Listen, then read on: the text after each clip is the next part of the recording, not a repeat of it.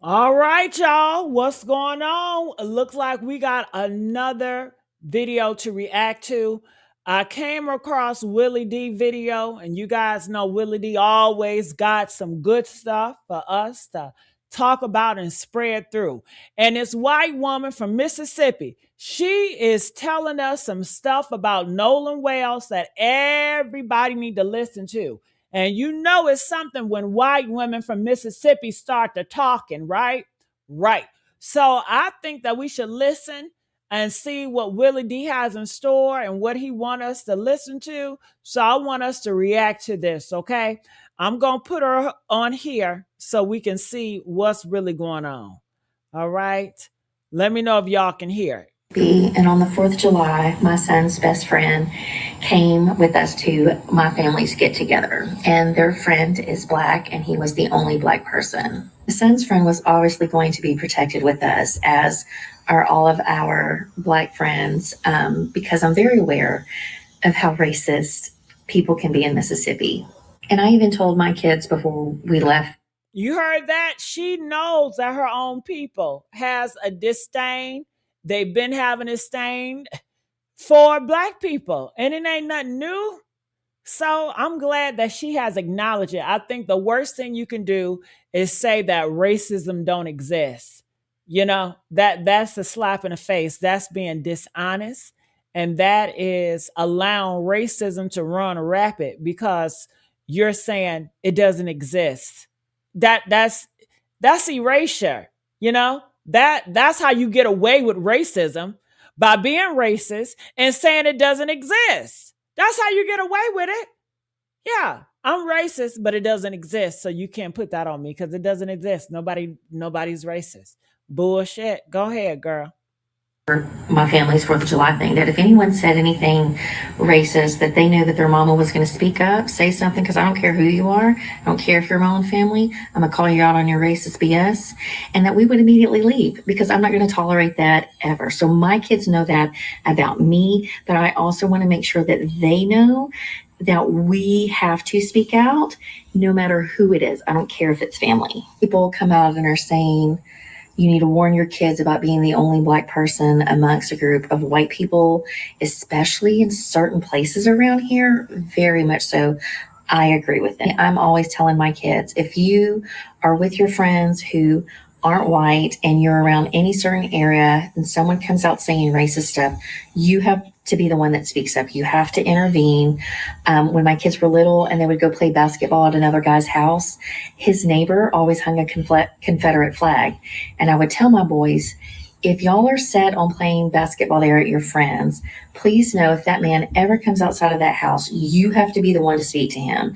Do not let your black friends try to say anything, because you never know what that man might do to them. So, as a white parent who is very aware of the racism here and everywhere, in most places, unfortunately, it is my job to make sure I. That's right. Did you hear what she said? Most places, unfortunately. Do you agree with her? Do you think a lot of people are still racist in a lot of places in America? Press two. If you have this idea and you've been believing what they've been blowing up your butt, racism don't exist. You know, nobody is racist anymore. Press nine. Let's see, call yourself out. Educate my children simply not on being not racist, but I want to teach them, and I do teach them, how to be anti-racist and how to use the privilege that they have as a white person around here to make sure that they're the ones speaking up and intervening to protect all their friends who aren't white, because they're going to be viewed differently than their black friends. And so they have to do that. They have to step in. So if you're a white person and you get offended by people saying, don't let your black children be the only black person going somewhere with a white family, we should not be offended. We should be very aware of what they have to deal with all the time. And it doesn't matter if we're the exception to that rule. We should understand where they're coming from, and then also do our part to make sure we're educating our children on how to be better stewards of the privilege that they have, especially in these places, and to make sure that they're protecting their friends. So basically, if you're standing on shore and you see somebody drowning, you don't say, that's not my problem. You jump in and try to save them. Okay. I almost liken this to how we tell our girls and our women to, you know, be careful how they, you know, dress, right? Because some men won't be able to control their emotions. You know, they might try to attack them or something like that. You know, they're inviting trouble or whatever, right? If you put a black person around a racist white person, they're inviting trouble, right? Because the racist white person has a sense of entitlement that he can harm a black body just because it's a black body. It's a black person. You know, there are people out there that feel like they got a birthright to harm black bodies. Ooh, did you hear that black man speak? Do y'all agree with Willie D? Yeah, he's pretty much saying that, white racist men and women, they can't help themselves when they see your black ass. They got to say something because it irks them. It annoys them. They're disgusted and they try to mask it and they'll come up to you and say, hello, how are you? Don't you look nice today? Can I touch your hair? Have you been listening to that Snoop Dogg music? They try to do funny shit, because they checking you out and they want to get more intel so they can, talk shit about you or find a way how they can plot against you. But sometimes racists, you can have some that's very obvious and some that's very sneaky with it, where they very polite to you and you don't even sense it. Yep. So they can't help themselves. It's like a mosquito drawn to your skin. They just want to take a bite. It's like a vampire drawn to a young person's neck. They just want to take a bite. They cannot stop it. Their senses. They're not going to allow them just be cordial and think about what would Jesus do? What would God do? They can't help it. They can't help it. So the only reason why these dudes do what they do is because they get a pass from law enforcement. And the reason why they get a pass from law enforcement is because law enforcement itself is crawling with uncivilized mud racists. That's right. I said it. I know you. Ooh. I studied you. All over America, law enforcement, it is racism runs rampant throughout law enforcement. I'm talking about the highest levels of law enforcement. They're in law enforcement on every single level you can think of. They're in Congress. They're elected officials. Yeah. Isn't that scary to think about that? These racist people that have a disdain for you because your skin color and for your DNA and your ancestors, they are in higher places to make sure you don't get ahead. But they don't come off as racist. Trust me, a lot of them gonna come off as very nice. And a lot of them, they want to divide you. They want, honey, I can say so much, but I'm not going to say it. All right, let me bring this back up here.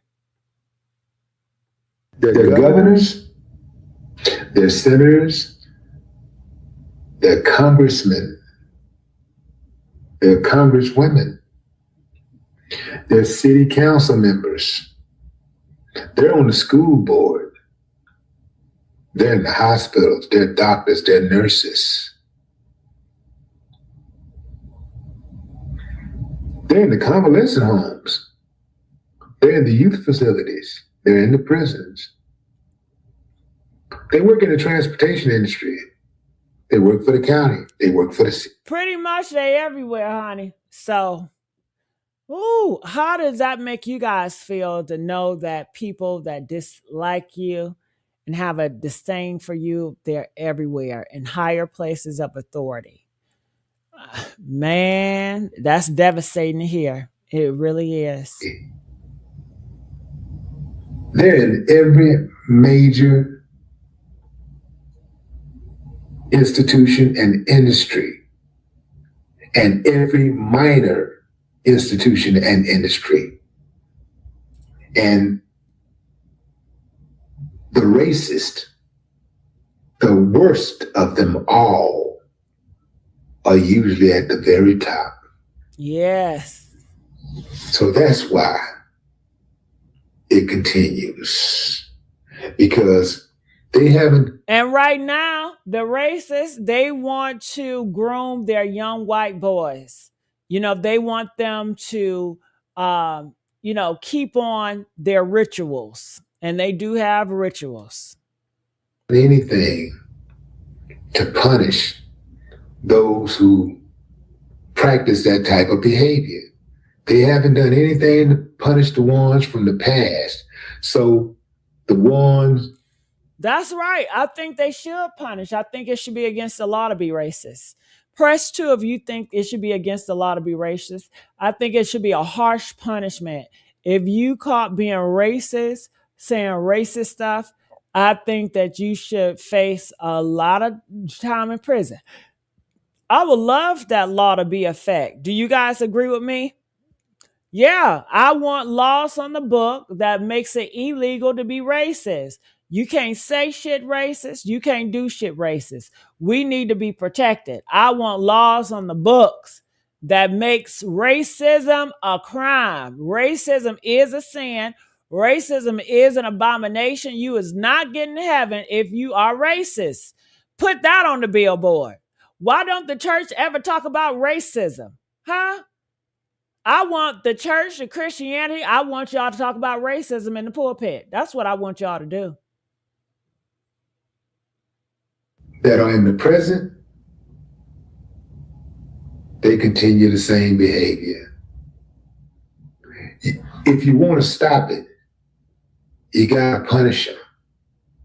They don't understand that, like in America, Americans don't understand but two things: money and blood. Ashley pretty much said she has to coach her children on how to protect their Black friends. And you got white people out there who are upset that Black people are all over the internet warning young Black children to stay away from groups of white people when they're the only Black person. That's not hate, that's survival, y'all. Yep, they don't want your ass to survive. They want you to come in and they want to do the rituals on your Black self. Duh. That's what they want. And then they cannot stand to hear anything negative to them. They cannot stand to be critiqued or criticized or seen to be put in a bad light. So they have an issue with that. They got an issue with that. In fact, if you reverse the roles, white people are already doing that. You seldom see one white person in a group of all Black people. Now think about that. Now you tell me who playing the race card.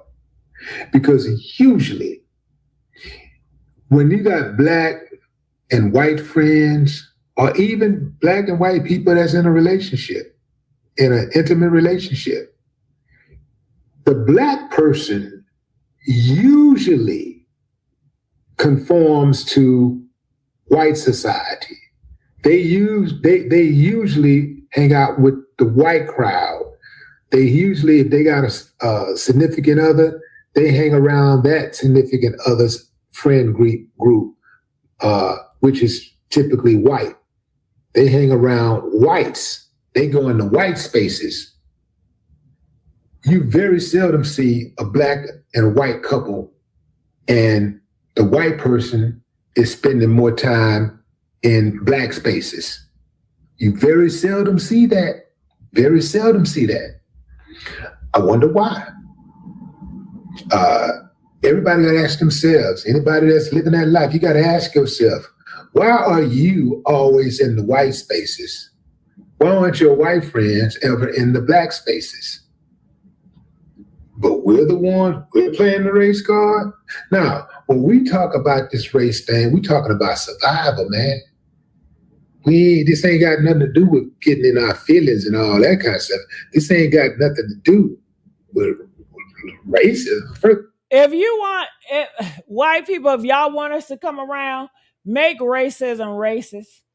Give white people a harsh punishment for being racist. Okay, can you do that? How are you going to protect us from your own kind? I need protection. I need protection. But we can't even, I ain't gonna try to explain that, but because if you don't know now, you ain't gonna never know. But yeah, that ain't got nothing to do with hating. That got everything, that has nothing to do with hatred. That has everything to do with survival. When black people tell black kids, do not be the only black person in a group of white people. That's survival. That ain't hate. That's right. That's what he said. It's survival, not hate. Do you guys like me talking about these type of topics when it comes to racism in America? If you guys do want me to go towards more of this, press 1 and I will bring more videos to us to react to. If you guys want me to go into the more celebrity politics, press 7, or I can do both. All right. Well, I'm going to get on out of here. I'll probably come back later on today. Love you guys. Bye.